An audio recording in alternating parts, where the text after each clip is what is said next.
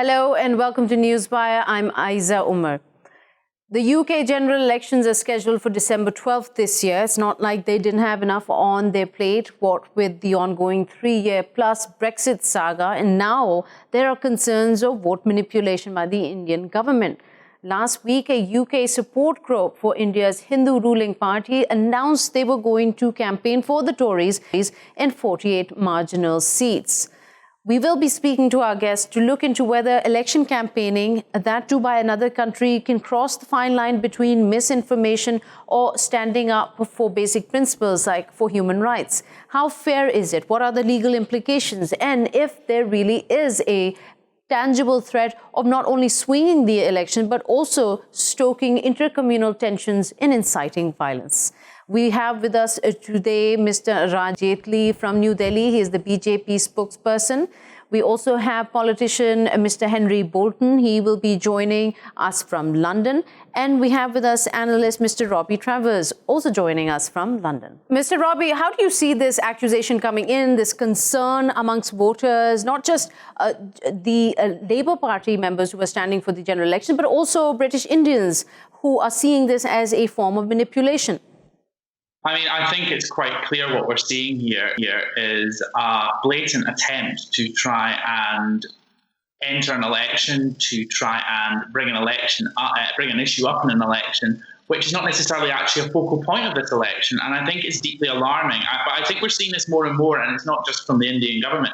I mean, we've seen Hillary Clinton talk about Russian concerns. We've seen other governments start to talk about what the UK government should do during this election. And I think now in an interconnected world in which we have social media and we have big political figures across countries, we're now going to see more and more international issues and international actors getting involved.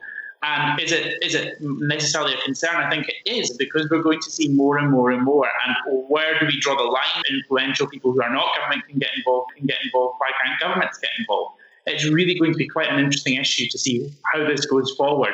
But regarding Kashmir, I think the one thing I would point out is that the Labour Party actually, in many ways, started this by actually passing a motion on Kashmir. And even if you disagree or agree with Kashmir or many of the issues involved, the Labour Party made a very controversial statement, which then I think has come back to haunt them in some ways because it has created a political controversy. The motion that the Labour Party during their annual meeting, did they not just highlight that what is happening within the disputed territory of Kashmir is a human rights concern, and that international, impartial humanitarian organizations should be allowed to access the place to assess and see if it is as normal as the BJP-led government says it is? Oh, absolutely. Right. And what I would say to you is that I think you've nailed the head, but in such a politically turbulent time, talking about an issue is going to cause problems. And even if, yes, it simply did call for NGOs to have greater access for investigations of human rights abuses and for any human rights abuses occurring to stop, that is still seen as entering a situation. And even what one would say is for a Labour Party, which is a political party in the UK, and the UK is facing significant political turmoil, to have such a large amount of its conference dedicated to discussing such an issue is going to have a backlash. So yes, I completely agree with you. It is important to discuss human rights, but it is obviously also going to come with some problems. Okay, so Mr. Rajeev, coming to you, try and understand what is the response of your party to the accusations of not just British Indians, but generally of politicians right now, that there is concern that the BJP, that the Indian government is trying to interfere in the general elections in the UK? No, we have never tried to interfere in general election in the UK. That's their own. There are a couple of parties. They have different country, different people, different party. They are contesting the election. We have nothing to do with that. Okay, because there is a concern. The concern is raised when the overseas friends of the BJP in the UK, an organization, last week, their president came out, Mr. Kuldeep Singh came out and said that we are campaigning for the Tories in 48 marginal seats. Actually, what has happened? BJP is concerned about our own country. So we will not tolerate people talking on internal matter of India while contesting elections in UK. I mean, if somebody wants to convince some voter in UK, they may have their agenda, but that has nothing to do with Indian. They can't interfere in Indian internal matters. So now you can understand what they have told today. They have clarified their stand. They have clearly said that it is a matter of India and Pakistan on certain issues. So now they are clarifying their. But the problem is, Mr. Rajeev, that argument would stand if the group itself, the president Kuldeep Singh, he hadn't come out and said that these teams who have been organized to go door to door, to push Tory candidates, to say that Labour Party is anti-India, anti-Hindu, and he said that this is being organized by the BJP as well as the overseas friends of the BJP. So that is what I am saying. That is what I am saying. Yes. That is what I am saying. The political party of UK, if they are trying to convince some voter, when I am referring to some voter, you can understand what I am trying to say. When he is trying to convince some voter by giving such statement that clearly says that they are looking for a voter maybe from Pakistan. So that would be their agenda. And now, why asking for vote? Are you saying, asking for vote, they are going overseas and interfering in others' affairs, other countries' affairs? That is not tolerable, no? I'm still struggling to understand, but let's simplify it, Mr. Rajeev. Are you saying that the BJP does not back the overseas friends of the BJP's campaign to manipulate the elections? I said nobody from India, wherever in the world, would listen a political party of that country if they are interfering in Indian matters, if they are going against India. So that's right of Indian people to protest against those political parties. So what's wrong in it? When you are contesting election in your country, you do not have agenda of your own local issues. So why are you going abroad? I think first they should emphasize more on their own agendas, own issues. They are talking about international affairs. Okay, so you see, when they're talking about international affairs, which is a completely separate debate, we don't want to get into it, that it is already a disputed state, it's not a unilateral decision, that's a whole other story. What we're trying to focus on, that this is not the first time this is unfolding, this is not the first time that the BJP is being accused of this. Just a couple of months ago in July, Canadian intelligence came out and said that 6 countries were interfering in their federal elections that also pointed towards India.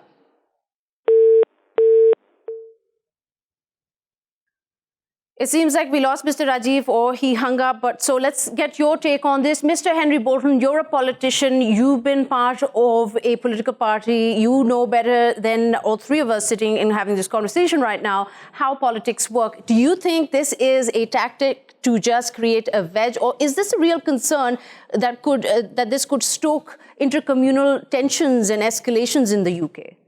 I think the fact that we're discussing this now demonstrates that it has created a certain amount of tension.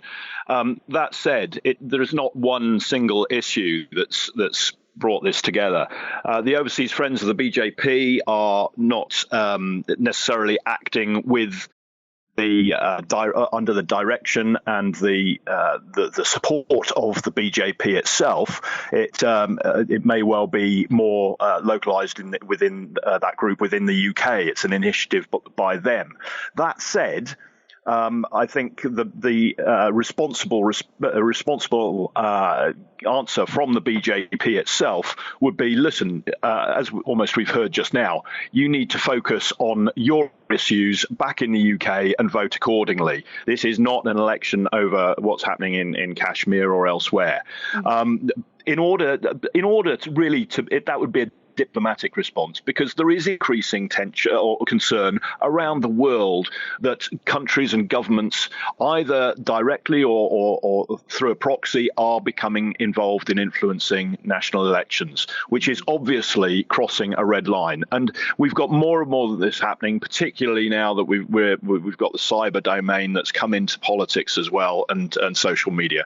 So it's a big debate here in the UK how social media is used and how that that can be influenced by foreign governments. But the other thing, I would like to return to something that was said. There was, I think, an irresponsible step taken by the Labour Party in their conference in opening this issue up to the degree that they did. And it's not just what you discuss, it's how you discuss it. It shows a distinct lack of understanding of international diplomacy and relations for the Labour Party to be having that discussion in that way. So I think there are a number of things that have come together here to create the problem. But of course, it's of concern. And what I don't like to see is the effect it has on intercommunal relations here in the UK. The British people and all people voting in this election should see themselves as allied to what's happening in the UK and not really allow themselves to be diverted in this way. I think that creates divisions between communities here. The intercommunal tensions, Robbie, I'm talking to you here. The intercommunal tensions, Mr. Robbie Travers, is a concern for sure. But when the Labour Party, this is something you said, as well as Mr. Bolton highlighted, that it is the way the Labour Party said it's a controversial issue, talking about Kashmir. If it's a controversial issue and there are general elections taking place, it is obviously the representatives of the people who are going to be elected. And if they don't want to address issues of such a nature, it is a bit of a concern. Then what exactly are they campaigning for? Well, I mean, I think that's a good point, but I would return a counterpoint to that, to say this election really isn't necessarily about foreign policy regarding the Middle East or beyond. And I think what we're seeing from the Labour Party, and this is a concern of mine, particular to the Labour Party, is that the conference and the party itself seems obsessed with foreign policy issues, especially around the Middle East, that are abstract to a lot of people's lives. And sure, yes, they're important issues in terms of foreign policy, but the Labour Party risks becoming very niche and almost obsessive about these policies. For example, it's not the first time the Labour Party has got serious issues with a community that has origins in the Middle East. We've got an anti-Semitism crisis, for example, as well. But I think what's really, really becoming apparent is that if this is meant to be an election about Brexit, which the Labour Party say it is, then it confuses me and worries me that they are discussing so many foreign policy issues that seem relatively abstract to the actual point of this election. That's an interesting point. But Mr. Bolton, taking this forward, the British Indian community, as we've seen from the last census, they make 2.5% of the UK population. With this kind of a sort of concern being raised that there is, outside vote manipulation, how badly is Labour Party going to be affected by this? Well, I think as you say, 2.5% is a large percentage in electoral terms, particularly as it tends to be concentrated in certain geographical areas, certain voting constituencies. So yes, it could have an effect. In fact, I suspect strongly that it will. There is a strong tendency of political parties, and rightly so, to cater to the needs of the communities within a particular constituency. So if you have a constituency that is primarily made up of people from a particular part of the world, then they're going to have particular interests and concerns regarding what happens in that part of the world. And of course, the politicians standing for election in that area are going to respond to that. That's politics in a sense. But I think that it's, again, I have to emphasize, I think this is not about what is discussed. Right. I mean, it is about how it is discussed. And I'm afraid in this country, my view is that, I've negotiated various agreements at the international level between governments and at a more local level. And I have to say that there is a real lack of diplomatic acumen amongst many of our politicians, particularly activists who table motions and so on within some of our political conferences. And I think that there's an educational piece there for our own politicians. It's not what you talk about necessarily, because these are difficult conversations that we have to have sometimes, but it's about how you have those conversations. Because what it seems to be happening now, Mr. Bolton, is not just about how or why or did the Labour Party bring up the issue, pass a motion, talk about Kashmir, even though what they said has been said by world leaders across the board, whether it was in the UN General Assembly, whether it was in the UN Security Council meeting. But it seems like it is perpetuating misinformation against those standing for the election with something much more worrisome, this rhetoric that the Labour Party is anti-India, it's anti-Hindu, it's against the Jews. Well, but should the Labour Party have created the ammunition to be used against it in that way? Perhaps it could have approached the situation in a different manner. And I don't think that what's going on in Kashmir, for example, is something that is of particular relevance to a national party conference in the UK in the political environment that we've got here. And I agree with what's already been said. I think the Labour Party is in danger of becoming going on a sort of bit of a crusade with some things, getting passionate about issues that are related to human rights and so on in other parts of the world. I think actually at such a conference they need to be addressing primarily the issues that face the community in the UK that they represent. So I think that's part of the problem here. But of course, there's a groupthink thing as well. The communities in the UK, the Indian community, for example, they have their own networks. They communicate amongst themselves on political issues, and that's quite understandable. But of course, that's the Labour Party have triggered that dynamic by approaching this in, I think, an unwise manner. Okay, we're running out of time. Mr. Robbie Travers, last question to you. While we're talking about this, if we pull back a little and look at the general picture here, is there a concern that overall globally there seems to be a trend setting where countries are meddling in whatever scale in elections taking place? I gave the Canada example. We're seeing this happen in the UK, irrespective of whether Labour really invited this trouble on themselves or not. Is this a big concern at this point? Because it does also take away from, like you mentioned, bigger issues that the UK should be focusing on, internal issues. Absolutely. And I think more than that, there is now a really important issue which we're now facing, which is not just foreign governments, but also foreign actors, foreign companies, but also how do we square that with domestic? If we're living in an international world in terms of foreign actors, foreign religious pressure, how do we deal with that? How do we police that? At what level does it become acceptable? What level does it become unacceptable? There's a real public discussion to be had there, especially on social media, because, we can have foreign individuals tweeting about elections. We've seen recently in Spain, we saw Marine Le Pen, we saw Geert Wilders, we saw Matteo Salvini and other leaders constantly tweet support, but should this be stopped?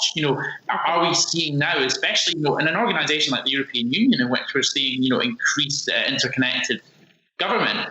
Can we really stop countries from doing this? Can we stop international campaigning? It's a real question. But to answer your original question, yes, we are seeing a real problem, and it's not just overt BJP campaigning; it's also covert cyber and security services such as Russian security services and other services getting involved in elections. Mr. Robbie Travers and Mr. Henry Bolton, thank you so much for taking out the time and speaking to us. And with that, we're going to take a quick short break. We'll be back to discuss what is happening in Afghanistan.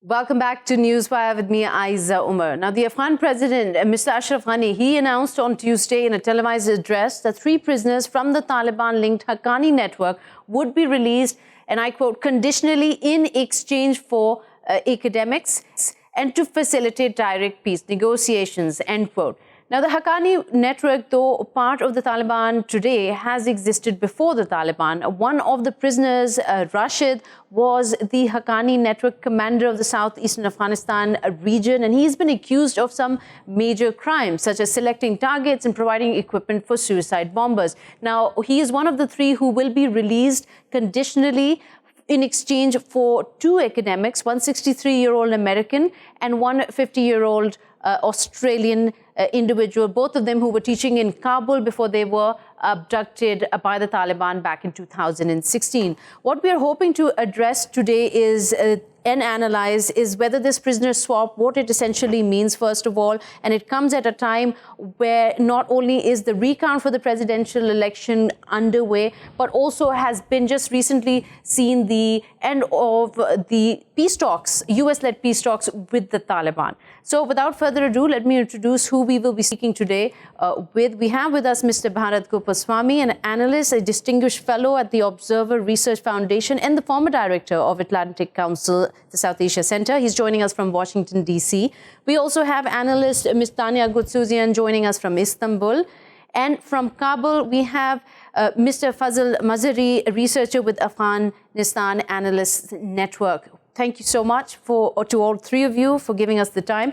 I want to start off with you, Mr. Bharath, if we can get your take on how you see this prisoner swap. Are you surprised, first of all, that President Ghani has announced this, and that too just a day before this bombing that took place today in Kabul, killing 7 civilians? Well, I mean, I sit in Washington today, and the political climate as we stand, and if I contextualize it, nothing really surprises me. And when we transcend this to Afghanistan, where things are, more dicey, things are, there is an instability politically from the U.S. I think we should not be surprised. I think we should give credit to President Ghani for trying to pull a rabbit out of his hat. He's trying everything that he can to win peace for his country. And in my view, this is kind of a pragmatic view to move forward, saying, there are many approaches that have not worked. Why not attempt an approach that might potentially work and might give something like this a chance? And I think any initiative that President Ghani that he takes towards achieving peace and stability for his country, we must find a way to come around and support it, and we must find a way to encourage it. I think if that is the goal, part of the reason we are not where we want to be in Afghanistan is because we don't know where we want to be in Afghanistan. And amongst the regional, domestic, and international players, I don't think there is any consensus about where we want to be in Afghanistan. And I think, and many times, many of us internationally have said this must be Afghan-led and Afghan-owned. And if President Ghani is taking a decision, we as an outsider at some level should be helping him to support him in this decision and say, we're with you, we support you, and whatever outcome that comes, we will be with you. I think that's where my personal view on this situation will be. Okay, fair enough. Ms. Tanya, is this to you also President Ghani trying his best to try and create an atmosphere of peace to get the Taliban to talk, or also a kind of a desperate measure or a compromise, considering that earlier on he would say that releasing any Haqqani network Taliban prisoners would be crossing the red line for his government? Well, I think there's several factors. As our colleague Bharath pointed out, it's definitely an effort on the part of Ashraf Ghani to take ownership, for the Afghan government to take ownership of the stalled peace process. They've been saying all along that this process has to be Afghan-led, Afghan-owned. So what it does is it shows that the Afghan government is also willing to make difficult concessions in order to move the talks forward. And that it is also capable of making those concessions. And I think that sends a very strong message there.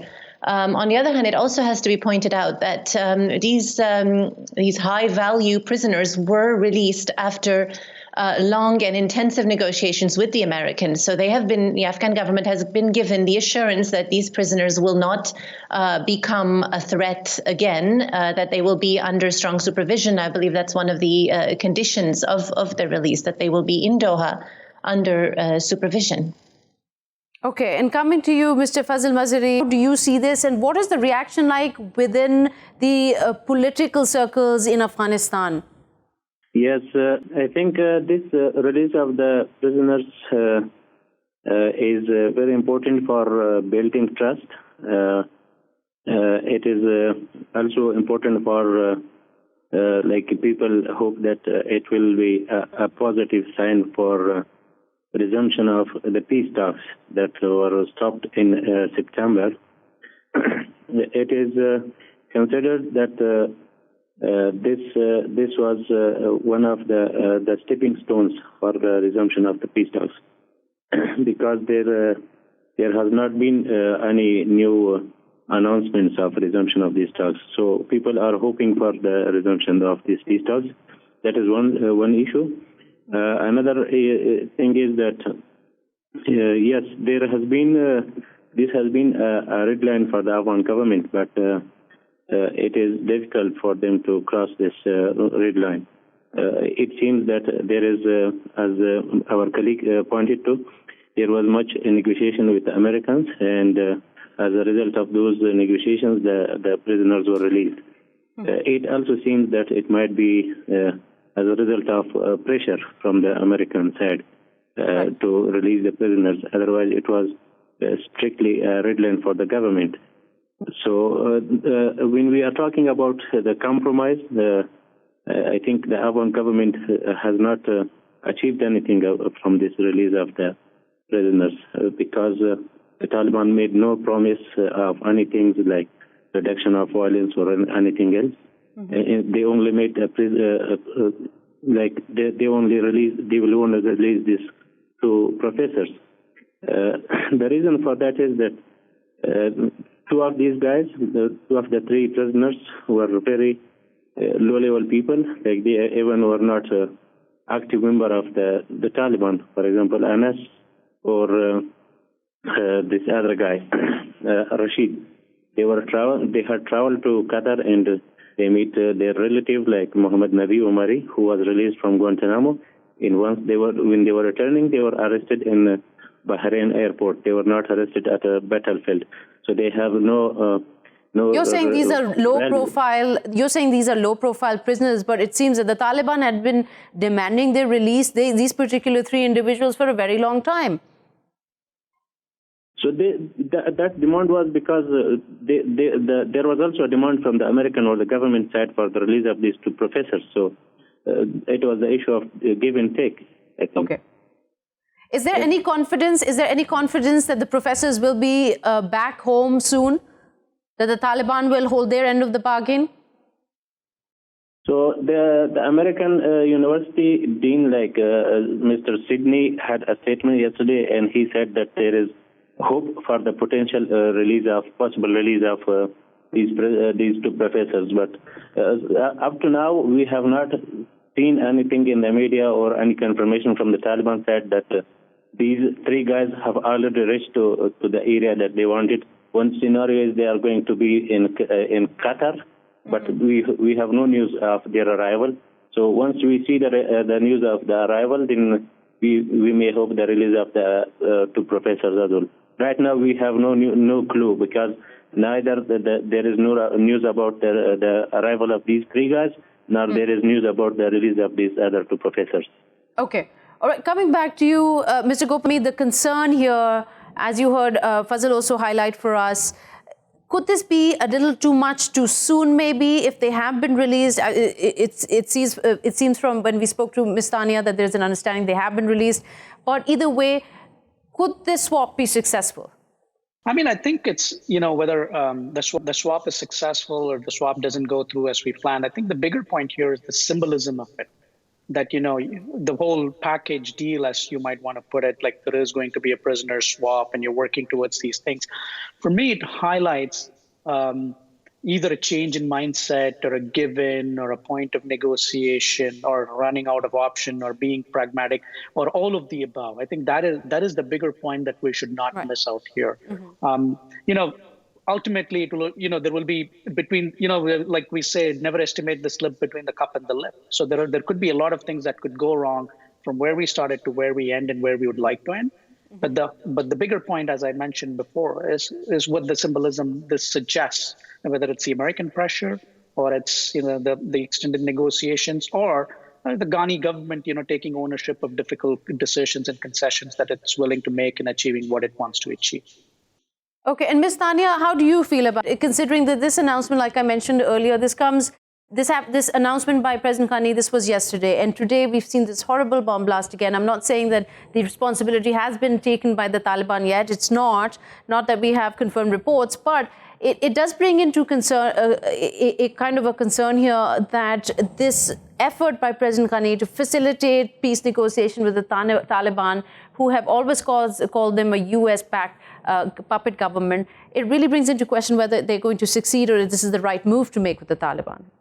Well, taking up on the idea of symbolism, in fact, I think one of the things that this this prisoner release demonstrates is, in fact, it underscores that at the operational level, the Taliban on the ground and the Taliban negotiators in Doha are not necessarily seeing eye to eye. As this attack yesterday and the one today shows, you can negotiate all you want with the negotiators, the Taliban negotiators in Doha, and that might not necessarily bring peace on the ground, partly because there is a divide between the negotiators and the commanders on the ground, but that there are also many, many more armed groups operating in Afghanistan today that won't necessarily fall in line with whatever agreement they reach. Right. And Fazal, I want to get your opinion on this, something Tanya said, because is this the solution? Is the solution having these peace talks, these intra-Afghan peace talks that are crucial from day one, as we have seen with the collapse of the US-led peace talks, to be held in Afghanistan, maybe with all stakeholders being involved in the conversation and not just a small group of Taliban positioned in Qatar? I think the release of these three figures, it was just for the matter of releasing these two professors. Right. There is no other promise, as I mentioned, from the Taliban to reduce violence. The violence continues as it is, but there is a huge, considerable reduction seen in most of the country in violence. There is a reduction in violence. It doesn't mean that yesterday the prisoners' release were announced and today we should have zero violence, because of course not. The reduction of violence has not been promised from the Taliban side, and it has not been discussed from the Taliban. No, this is understood, that what Ms. Tanya said, that there are fractures within the Taliban itself, or it's not going to be a one-day process. It will take time, but everybody needs to be on board. This attempt by President Ghani, is it going to start a conversation with the Taliban on the ground within Afghanistan? Is there a possibility that peace talks are well on their way between these two groups that have so far refused to speak to each other? I think it will be hard to say that there will be the start of intra-Afghan dialogue, because for the Taliban, the red line is first of all the withdrawal of foreign forces, particularly the Americans and the others. Mm-hmm. So they have reached the agreement in September that has not been signed. Mm-hmm. So once that is not signed, there is a hardly chances of starting an intra-Afghan dialogue. Because the Taliban say when there are foreigners present in Afghanistan, they would not start intra-Afghan dialogue with the Afghan government. That is one reason. Mm-hmm. That is one issue. Mm-hmm. In regards to the fraction, it is hardly to say that because the Taliban in Qatar and those on the ground, they are interacting, they are discussing issues all together, like whether should they decide on a ceasefire or not. That topic has been discussed between the Qatar office, Taliban, and those who are on the ground, like the commander level Taliban. It shows that there is a high connection between them. There is no fracture, but from the outside, people see that there might be a fraction, but that fraction has not been seen, because we have experienced the 2018 ceasefire, which was very inclusive, and there was no violation of the ceasefire. And this has been seen in other areas as well. For example, when it comes to the issue of polio vaccination, when the Qatar office decided that polio vaccination will be allowed, that all the ground level fighters were not causing any trouble for them. Yeah. Okay. All right. Mr. Gopalaswamy, I'm coming to you. We're running out of time. I also want to address something Mr. Fazal also kind of touched on.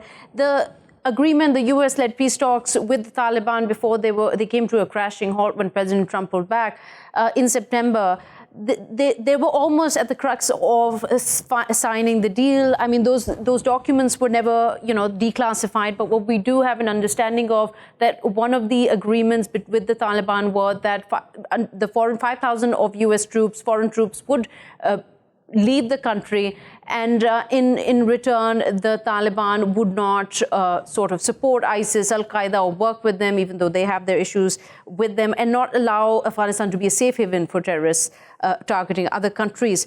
Now, that situation, how do you see this going forward from this point on? Do you see the Taliban making any compromises like the Ghani government has just shown? Well, I mean, I think, for me, even that deal is only as good as its enforcement is. Even if we agree to such a deal, what is the guarantees that, it will be enforced and such an event will not happen against the U.S. or its allies or its interests?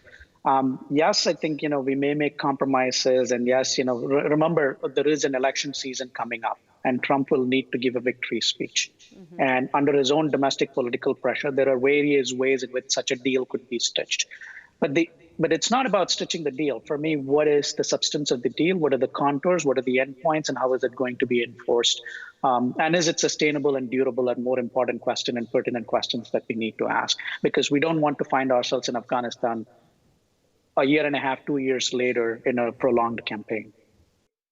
Okay, and Ms. Tanya, we're running out of time. Last question for you. Very quickly want to touch on the upcoming meeting in Beijing with the Taliban, that China is, it seems, looking to play a bigger role.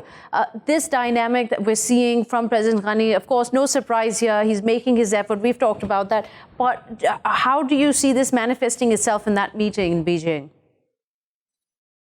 Well, I think this is where we need to broaden the discussion a little bit and talk about President Ghani's regional connectivity strategy that he's talked about for months, but tends to get eclipsed by the peace talks between the U.S. and the Taliban, that he has long said that because there are so many regional stakeholders, the only way to bring peace to the country is through making sure that regional countries, neighboring countries, have a vested interest in making sure that Afghanistan remains stable.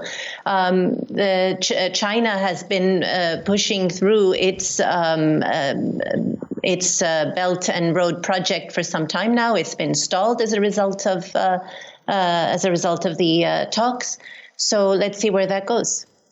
All right. Thank you so much, Tanya and Mr. Gopalaswamy, talking to us on the issue of not just the prisoner swap, a symbolic gesture, how far it will go in bringing peace to this war-torn country. And with that, we've come to the end of the program. We will see you next week. Till then, goodbye.